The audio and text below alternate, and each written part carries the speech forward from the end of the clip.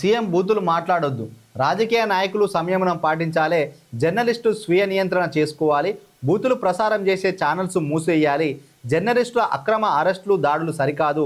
తెలంగాణ జర్నలిస్టుల ఆధ్వర్యంలో ప్రెస్ క్లబ్లో రౌండ్ టేబుల్ సమావేశం పాల్గొన్న కాంగ్రెస్ ఎమ్మెల్సీ అద్దంకి దయాకర్, మాజీ ఎమ్మెల్యే చంటి క్రాంతికిరణ్, బీజేపీ నేత ప్రకాష్ రెడ్డి. మరి ప్రమాణాన్ని ఉల్లంఘించిన సీఎం అంటున్న జర్నలిస్టు శంకర్ ఇక్కడ సరే ముఖ్యమంత్రి పైన వేరే వాళ్ళపైన రాజకీయ నాయకుల పైన బూతులు మాట్లాడద్దు, మరి రాజకీయ నాయకులు ముఖ్యమంత్రి పదవి మంత్రి పదవులో ఎమ్మెల్యే ఉన్న వాళ్ళు బూతులు మాట్లాడచ్చు అని చెప్పి ఇక్కడ జర్నలిస్ట్ శంకర్ అడుగుతున్న సందర్భం.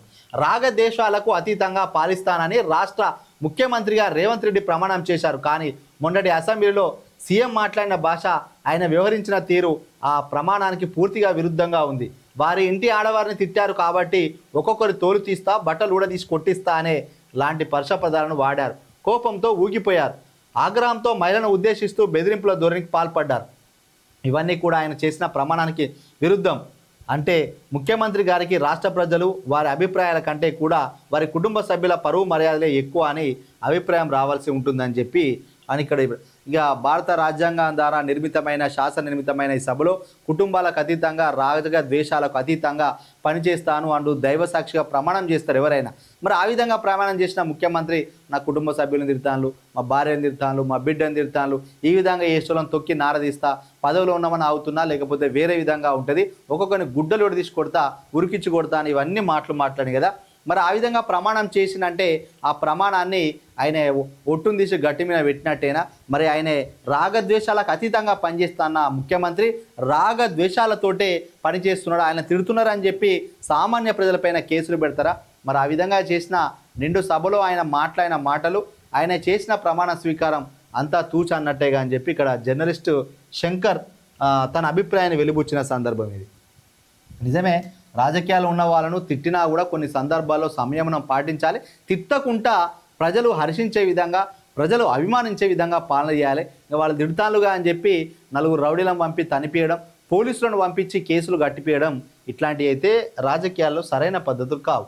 అది బీఆర్ఎస్ పార్టీ చేసినా, కాంగ్రెస్ పార్టీ చేసినా, ఎవరు చేసినా ఇవైతే సరి అయిన పద్ధతులు కావాలని పద్ధతి కాదు. ఇంకా అద్దంకి దయాకర్ జర్నలిస్టుల భాష మారాలి అంటున్నారు. భాష విషయంలో జర్నలిస్టులు కాస్త సంయమనం పాటించాలి, మాట్లాడే భాషను మార్చుకోవాలి. గతంలో మేము కూడా అలాంటి భాష వాడి ఉంటాం, కానీ ఎక్కడో ఒక దగ్గర నియంత్రణ పాటించాలి. అది ఇప్పుడు స్టార్ట్ అయింది. ఇక నుంచి అయినా జర్నలిస్టులు బాధ్యతాయుతంగా వ్యవహరించాలి. ఇదే అద్దంకి దయాకర్ నల్గొండ సభలో ఒక దగ్గర ఆ నియోజకవర్గానికి, ఆ జిల్లాకు సంబంధించిన ఇప్పుడైనా సీనియర్ మంత్రిగా ఉన్నాడు, అతన్ని ఉంటే ఉండు పోతే పో అనే ఒక బూతు మాట కూడా అద్దంకి దయాకర్ కూడా గతంలో మాట్లాడిన సందర్భం. అంటే ఒక రకమైన విచక్షణ కానీ కోల్పోయినప్పుడు, ఆవేశానికి గురైనప్పుడు తెలంగాణలో కామన్గా బూతులు వస్తాయి. కానీ అట్లా మాట్లాడొద్దని అద్దంకి దయాకర్ గారు, ఎమ్మెల్సీ గారు కూడా చెప్తున్న సందర్భం. మరి మాట్లాడే హక్కును కాలరాస్తున్నారు అంటున్న చంటి క్రాంతికిరణ్, నేడు జర్నలిస్టుల భాషపై అందరూ చర్చిస్తున్నారు, సంతోషమే. కానీ కేసీఆర్ అధికారంలో ఉన్నప్పుడు ఇంతకంటే ఘోరమైన భాషను వాడారు. కొందరు జర్నలిస్టులే కాదు, నేటి అధికార పార్టీ నేతలు కూడా విపరీతమైన ధోరణిలో వ్యవహరించారు. అప్పుడు ఎవరికి ఎలాంటి ఇబ్బంది రాలేదు. ఇప్పుడు రేవంత్ రెడ్డి విషయానికి వచ్చేసరికి భాష అభ్యంతరకరంగా మారిపోయింది. ఏదో ఒక సాకుగా చూపించి తెలంగాణలో జర్నలిస్టుల గొంతు నొక్కే ప్రయత్నం చేస్తున్నారు అని చెప్పి అంటున్నారు. సో గతంలో కూడా ఈ విధంగా జరిగినాయి. ఇప్పుడు జర్నలిస్టు మీకు అంత అగ్గో దొరికినలా అంటే రేవంత్ రెడ్డి గారు అనేవరకే మరి ఇప్పుడు జర్నలిస్టు తప్పుగా మాట్లాడుతున్నా అనిపిస్తుందా? గతంలో కూడా ఇట్లా చేసిండ్రు కదా అని చెప్పి అంటున్న సందర్భం. విమర్శలను సద్విమర్శగా తీసుకోవాలి అంటున్న ప్రకాష్ రెడ్డి, ఏ జర్నలిస్ట్ అయినా ప్రభుత్వాన్ని ప్రశ్నిస్తారు, ఆ ప్రశ్నించే క్రమంలో కొంత పరుష పదార్థాలు జారచ్చు. ప్రభుత్వాలు ఏమైనా విషయాలకు సద్విమర్శగా తీసుకోవాలి, తప్పులను సరిచేసుకొని ముందుకు పోవాలి. గతంలో కేంద్రంలో వాజ్పేయి ప్రభుత్వం పైన కూడా ఇలాంటి విమర్శలు వచ్చాయి. అప్పుడు వారు వాటిని సద్విమర్శగా తీసుకొని ముందుకెళ్లారు.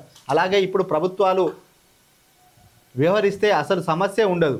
అసెంబ్లీలో ముఖ్యమంత్రి రేవంత్ రెడ్డి భాష కూడా అలా అభ్యంతరకరంగా ఉంది.